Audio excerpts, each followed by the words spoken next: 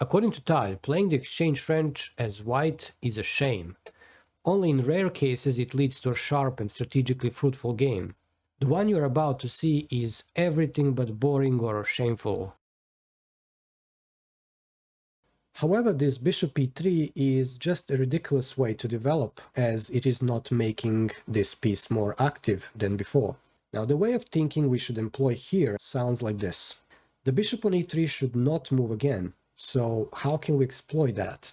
If we'd play knight f6, it's teasing the same bishop to move to g5, to pin the knight, but since it already moved, it would admit that bishop e3 was a wasted move. Knight f6 happened with a little delay, the knight to e2, trying to avoid getting pinned. I spent time thinking of knight g4, also provoked by white's e3 bishop. Computer likes that option, especially after white's meaningless c3.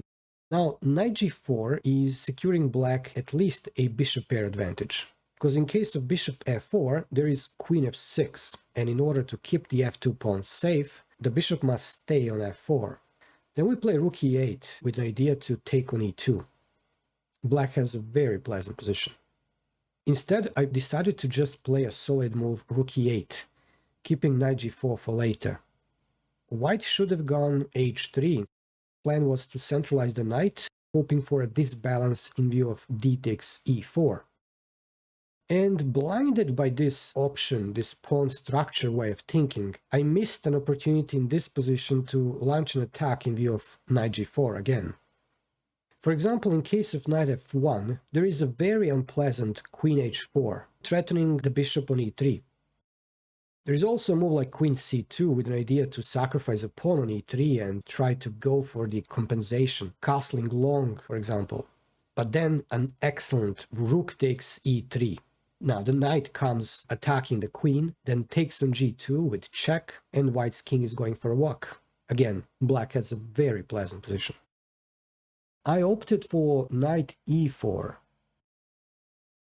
After knight g3, f5 with the f4 threat, forking two pieces but also exploiting the pin along the e file. The only thing I dislike about what I just did is that my rook belongs again on f8. Now for all of those watching and thinking, ooh, I should be scared, I like to mock these moves, and the move knight f6 wins material thanks to this queen's excursion. For example, queen f3, we just go f4. That's simple. Instead, I was thinking of f4 immediately. And because of queen takes d5 with check, it doesn't work. So I thought, let's force the queen away first with g6. I thought it is the same. I just push f4 now and I'm winning. But playing g6 weakened f6. And that turns out very important for the coming events. Here, for example, if f takes e3, knight f6 check is there, and after king h8, knight takes e8, e takes d2 check, king takes d2, queen takes e8, white is more than okay after rook a to e1. I took on e4 instead, thinking that I'm winning, but after knight takes e4, f takes e3, there is this knight f6 again. Knight takes e8, queen takes e8, and in case white takes on e3, they would be even better. Undeveloped queenside and two extra pawns in the center for white doesn't seem right for black. However, white played this fancy looking move, going for development and attack on the black's king. Indeed, if I'd take on f2, this would look really nice for white. That's why it is better to sacrifice this pawn, playing e2, keeping white's f-file closed and their f-pawn away from the center. Here, however, instead of taking that pawn, I thought rook e1 is best for white, later taking that pawn with a rook, attacking black queen. They took immediately with the bishop and I felt like there is a chance to play actively. This kind of material disbalance means the number of pieces and their mobility should be used to quickly attack the enemy king. Now this move came from that standpoint. If white takes the pawn on b7, I have calm move like knight e7, and after queen back to f3, knight f6, getting 3 moves and activity of pieces for the price of a pawn. Well, white said no, and here is the moment when I started to realize that the typical plan of developing the kingside attack may not work. Because white is coming to the e-file with one of the rooks, and I cannot afford to play passively defending my b7 pawn. That's why a counterintuitive move queen e4 is needed, and it seems like the engine likes it as well. That's because passivity in positions like this is simply not allowed. White should have accepted this generous endgame offer, of course.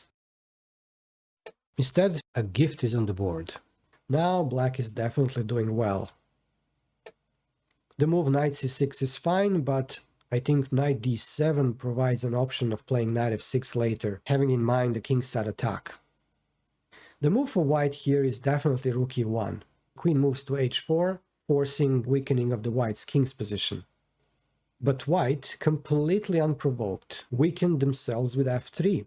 And this is already a critical mistake, and black is winning now. Now pause the video and try to find that combo while I'm moving on. And the move that wins by force is queen e3 check. In case of rook f2, there is bishop takes h2. While in case of king h1, there is a difficult move to find, queen h6. And after h3, bishop takes h3, followed by queen h2 mate. The mistake I made is attacking the h2 immediately, while the king is still on g1. And now white is able to defend with g3. Question is, should black sacrifice on g3 or not? I played it despite of thinking that I do not have the number of pieces required for a decisive attack. But according to the engine, black is still better. In positions like this, we must think of how to add more attackers. And along with the bishop, the rook is critical piece to involve. Question is how to do it without losing too many moves. I checked the king a couple of times, securing an extra check if needed via e3. Computer suggestion is this weird knight a5. Point being, after bishop d3, we check again and bring the rook to f8, with an idea to use the f5 square to get to h5 and finish them off. Rook e8 is certainly not bad, but after rook g1, queen e3 check, in case of king g2, white is still holding together and our rook is not able to infiltrate into the white's camp. However, white made a huge blunder, playing king g3, allowing rook e4.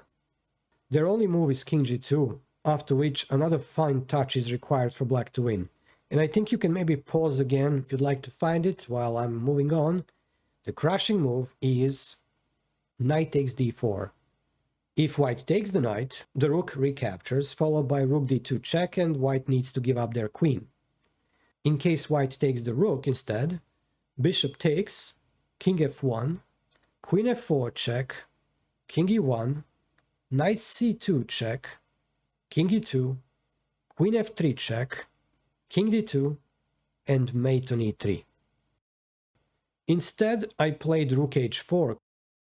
Now, white has two ways to save the game, out of which rook h1 seems like a move that I'd play. I saw it coming, and I didn't know what to do after.